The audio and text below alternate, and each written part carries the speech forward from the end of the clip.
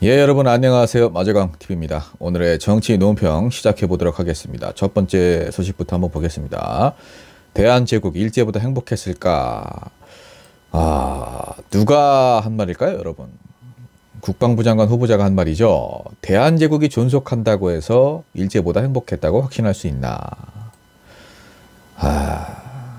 여러분, 현실적으로 과거에 했던 모든 발언을 다 검증을 하고 확인을 할 수는 없습니다. 그러나 이런 발언을 했다는 것이 사실로 밝혀지고 알게 되었을 경우에는 후보에서 박탈은 시켜야죠. 이런 사람이 국방부 장관이 된다고 생각을 해보십시오. 다른 분야도 아니고 국방부입니다. 아니 어떻게 식민지배를 옹호한 사람이 국방부 장관이 됩니까? 이분은 한두 가지가 아니에요. 12.12 있는 나라를 구하는 일, 5.16은 혁명, 심지어 청와대는 붉은 도적 문재인이가 자리 잡고 있다. 저 붉은 도적을 쓸어버리고 자유통일을 해야 한다. 더 이상 무슨 말이 필요합니까? 이분은 반공 이념을 내세워서 국민들을 좀 선동을 하려고 하는 것 같은데 이분뿐만 아니라 윤석열 정부도 이제 그런 행태를 보이고 있죠. 북한이 도발하면 처절하게 후회하도록 강력하게 응징할 것이다. 이렇게 얘기를 했는데 실제 역대 보수 정권에서 북한이 다양한 도발을 했을 때 강력하게 맞선 적이 단 한 번이라도 있었습니까? 말만 이렇게 하는 거예요. 책임지지 못할 말로 국민들을 호도하고 선동하는 것. 이제는 안 통합니다.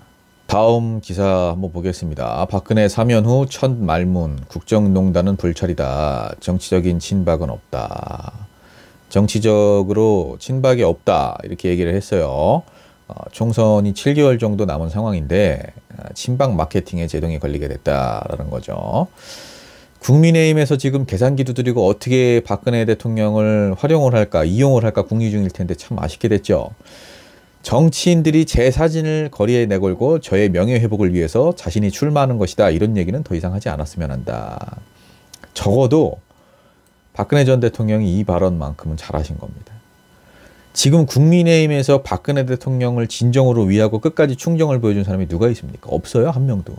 윤석열 대통령과 그 측근들 양심이 있으면 박근혜 대통령 이름을 팔아먹어서 내년 총선 이길 생각을 하면 안 되죠. 국민의힘 당원분들, 박근혜 전 대통령 지지자분들 잘 생각하셔야 됩니다. 내년 총선에서 친박을 차트하는 사람들 전부 다 사기꾼입니다. 제가 봤을 때는. 다음 기사 보겠습니다. 김행 해외 연수비 7,500만 원 받는 동안 회사 직원들은 임금 체불. 참 정말 어처구니가 없네요. 해외 연수 기간에 인터넷 매체 운영사로부터 7,500만 원 급여를 받는 동안 이 회사 직원들은 임금 체불을 당한 것으로 드러났다. 김행 후보자 단순한 행정착오다. 여러분, 단순 행정착오인데 직원들이 진정까지 넣습니까? 상식적으로 말이 안 되죠. 평소 직원들을 대하는 태도가 여실히 드러나는 대목이죠. 노동자들의 피를 빨아먹으면서 키운 회사를 마치 성공한 기업인 양 둔갑시키는, 포장하는 이런 파렴치한을 어떻게 장관 후보자로 내정할 수가 있습니까? 본인은 연수를 핑계로 해외 다니면서 호의호식하면서 직원들은 임금도 체불하는 전형적인 악당이죠. 저는 이해가 안 가는 게 윤석열 정부 매번 이런 식이에요. 장관을 임명을 하는데 이 정도 조사도 안 해봤습니까? 김건희 여사 관련된 전시회에 수차례 모습을 보인 것. 혹시 그것과 연관이 있는 거 아닙니까? 자, 이분 박근혜 정부 때 초대 대변인이었죠. 다들 아시다시피 그때 백지 신탁도 문제가 되고 있네요. 백지 신탁 제대로 했어요? 백지 신탁이 뭡니까?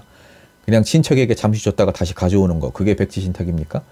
제대로 다 팔았어야죠. 그런데 어떻게 됐습니까? 신우이에게 넘겼죠. 왜 그랬냐고 하니까 회사가 적자였다. 다른 인터뷰에서는 5년 만에 79배의 기업 가치를 키운 성공한 기업이다. 이렇게 얘기를 해놓고서 본인 입으로 이렇게 이야기를 해놓고서 주식 이야기가 나오니까 회사가 적자였다. 결론적으로는 본인이 공직에 있는 동안에는 신우이에게 잠깐 맡겨놨다가 그 기간이 끝나자 다시 되찾아온 거 아닙니까? 지금은 100억 원대의 가치를 갖고 있다고 하죠. 신우이가 직계 존비속이 아니니까 법에 어긋나지 않는다.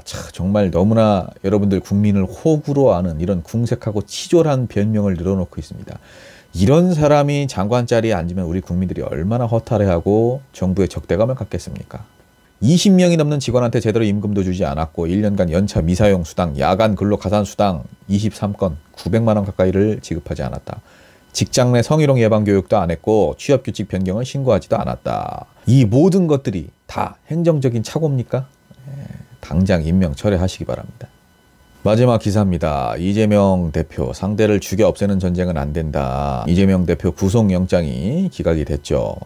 늦은 시간에 함께 해주신 많은 분들, 그리고 아직 잠 못 이루고 이 장면을 지켜보고 계신 국민 여러분들께 먼저 감사드린다. 역시 정치는 정치인이 하는 것 같아도 국민들이 하는 것이다. 인권의 최후 보루라는 사실을 명징하게 증명해 주신 사법부에 깊은 감사의 말씀을 드린다. 이제는 상대를 죽여 없애는 전쟁이 아니라 국민과 국가를 위해 누가 더 많은 역할을 제대로 할 수 있는지 경쟁하는 진정한 의미의 정치로 되돌아가길 바란다.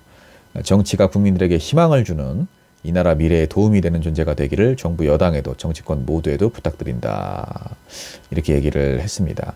국민의힘 김기현 대표, 사법부가 편향적이다. 정의와 상식이 후퇴했다. 민주당과 강성 지지층의 압력에 굴복했다. 자, 여러분, 상식적으로 집권 여당, 대통령실, 법무부, 언론까지 싸그리 다 장악을 한 세력과 수년간 탄압을 받고 있는 이재명이라는 정치인 개인과 판사가 이 둘 중에 압력을 받는다면 어느 쪽에 더 압력을 받겠습니까? 지금 국민의힘 귀성객 인사 일정 다 취소하고 비상의원총회 최고위원회 소집을 했죠.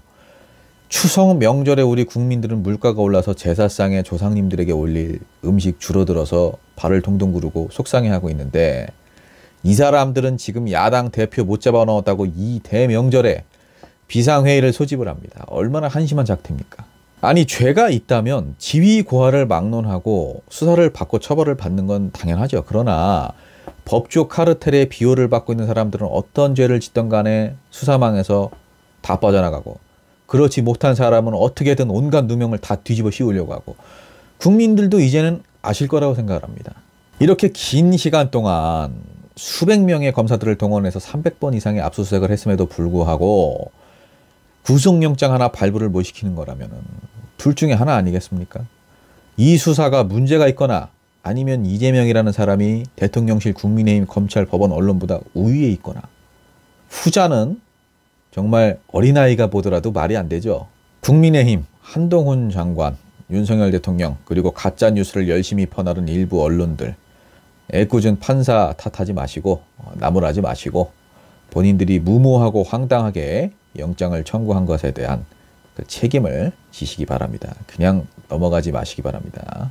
국민들이 지켜보고 있습니다. 자, 여러분, 마자강TV 정치 논평 오늘은 여기까지입니다. 추석 연휴 잘 보내시고요. 추석 연휴 때도 제가 영상을 찍을 수 있으면 인사드리겠습니다. 감사합니다.